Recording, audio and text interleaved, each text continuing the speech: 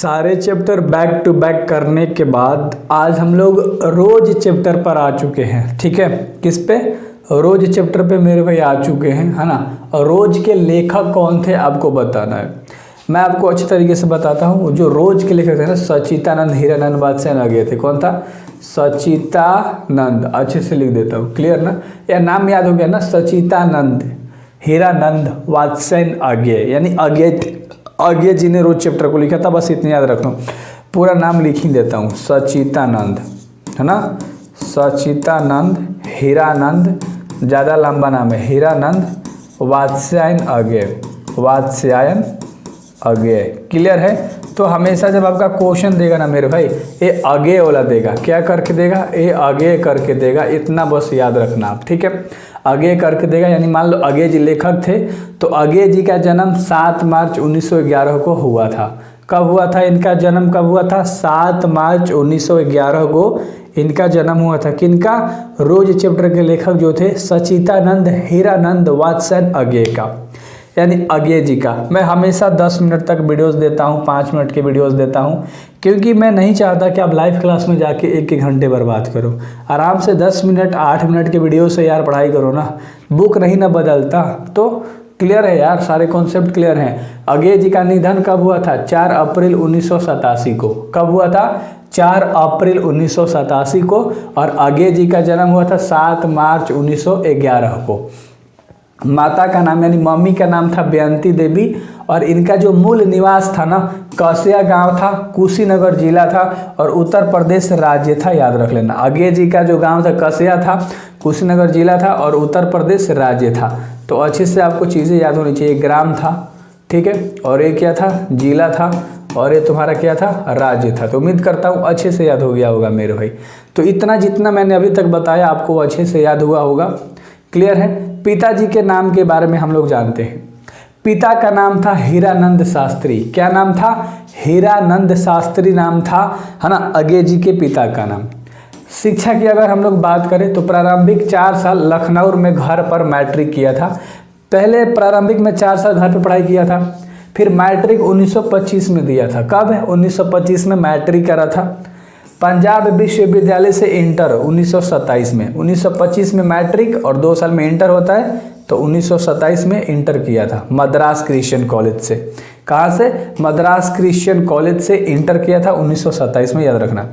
BSc किया था 1929 में, क्योंकि बीएससी पहले 2 साल का हुआ करता था, अब फिर 3 साल का हुआ, और फिर 4 साल का अब कर दिया। तो 1929 में बीएससी करा था फॉर्मन कॉलेज लाहौर से। कहाँ से? फॉर्मन कॉलेज लाहौर से 1929 में इन्होंने क्या करा था मेरे भाई? बीएससी करा था। उम्मीद करता हूँ अच्छे से आपको समझ में आ गया होगा, इतना जितना मैंने आपको चीज़ें बताई। आगे देख लो, इतना सारी चीज़ें आपने देख लिया। उसके बाद वर्तमान पाकिस्तान एमए अंग्रेजी में किया था। पुरदार लाहौर के क्रांतिकारी आंदोलन में गिरफ्तार हो जाने से आगे की जो पढ़ाई थी ना वो रुक गई थी, है ना। अंग्रेजी क्या? एमए की पढ़ाई मेरे भाई अंग्रेजी लैंग्वेज में किया था, अंग्रेजी लैंग्वेज में। उसके बाद इनकी जो पढ़ाई थी ना आंदोलन के दौरान क्या हो गई? अधूरी रुक गई। भाषा के बारे में अगर इनके बारे में जाने, जो जो इम्पोर्टेंट पॉइंट है वही बता रहा हूँ। भाषा ज्ञान यानी कि संस्कृति, अंग्रेजी, हिंदी, और उसके अतिरिक्त फारसी, तमिल, है ना, यदि अनेक भाषाओं में ज्ञान था, यानी संस्कृत, अंग्रेजी, हिंदी, फारसी और तमिल, ये सारी लैंग्वेज जानते थे। ये सारी भाषा का उनके पास ज्ञान था, भरमार था, ये सारे लैंग्वेज उनको आते थे। व्यक्तित्व एवं स्वभाव की अगर हम लोग बात करें कि इनका व्यक्तित्व कैसा था, आचरण कैसा था, स्वभाव कैसा था, किस तरह के व्यक्ति थे? सुंदर, लंबा, गठीला, शरीर सुरुचित, सुवा एवं अनुशासन प्रियतमा, एकांत प्रिय, अनुमुखी स्वभाव के थे। सोचो, सुंदर भी थे, लंबा भी थे, गठीला भी थे, यानी एक अच्छी पर्सनालिटी थी, अच्छे खासे। स्वभाव से भी ये बहुत अंतमुखी थे। गंभीर एवं चिंतनशील, मितभाषी, अपने मौन एवं मितभाषण के लिए प्रसिद्ध। पिताजी का तबादला होते रहने के कारण, इनके पिताजी ना एक ऑफिसर थे जिनका तबादला होते रह रहा था, कभी लखनऊ तो कभी कश्मीर तो कभी लाहौर तो कभी पटना।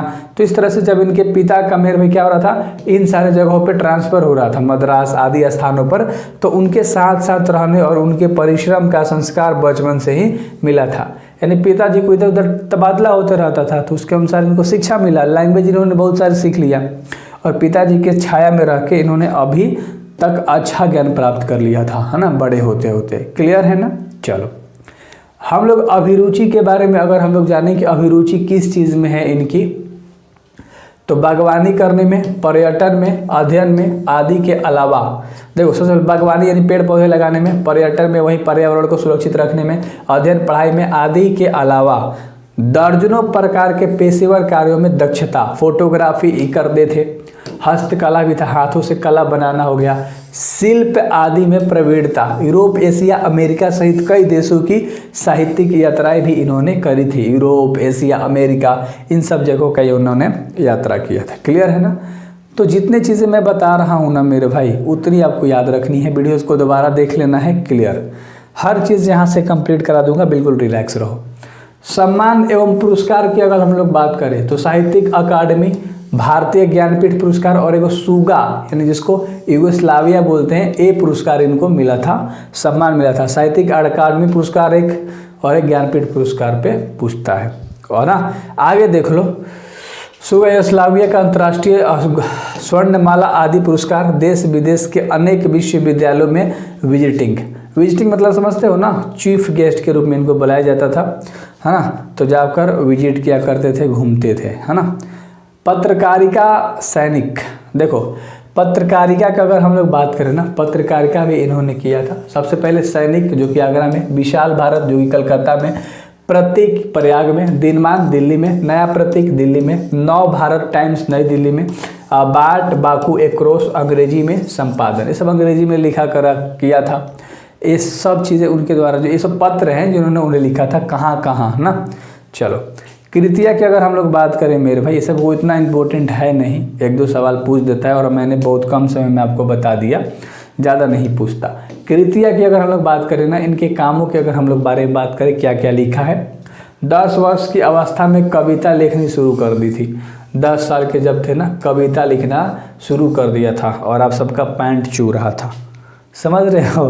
तो 10 साल में लिखने का काम कर दिया था। लेखन हिंदी अंग्रेजी दोनों में, हिंदी में भी लिखते थे और अंग्रेजी में भी लिखते थे 10 साल की उम्र में। बचपन में खेलने के लिए इंद्र सभा नामक नाटक लिख दिया था, एक बचपन में ही एक नाटक लिख दिया था जिसका नाम था इंद्र सभा। ऑब्जेक्टिव में पूछेगा मेरे भाई तो बताना है आपको, इंद्र सभा नामक नाटक लिखा था। घर में एक लिखित पत्रिका आनंद बंधु निकाले थे। 1924 से 25 में अंग्रेजी में एक उपन्यास लिखा था और 1924 में पहली कहानी इलाहाबाद में इनकी आई थी। कब? 1924 में, है ना, 1924 में। और 1924 से 25 में अंग्रेजी में एक उपन्यास लिखा था, 24 से 25 के बीच में, और 24 में पहली कहानी इलाहाबाद में आई थी। ये सारी चीज़ें मैंने आपको अच्छे तरीके से बता दी। अगर मैं आगे दिखाऊँ तो आगे आपको मिलेगा सारांश। क्लियर है ना मेरे भाई। तो मैंने अभी आपको बेस्ट तरीके से सारी चीज़ें बताई, जो भी चीज़ें थी सब मैंने आपको बता दिया। इस वीडियो को 2-3 बार 4 बार लिखो, पाना पर छोटे छोटे पॉइंट नोट कर लो, एक पेज पे लिख लो नीचे की, और उसे याद करो। हर चैप्टर में वही सेम चीज़ अप्लाई करो जिससे आप लेखक के बारे में पूरी जानकारी ले पाओगे एंड आप एक बेहतर नंबर लेकर आओगे मेरे भाई। कभी भी हार मत मानना, आराम से पढ़ाई करना। बाकी आपका भाई है, सब दे देगा। ऐप डाउनलोड जरूर कर लेना मेरा डिस्क्रिप्शन से।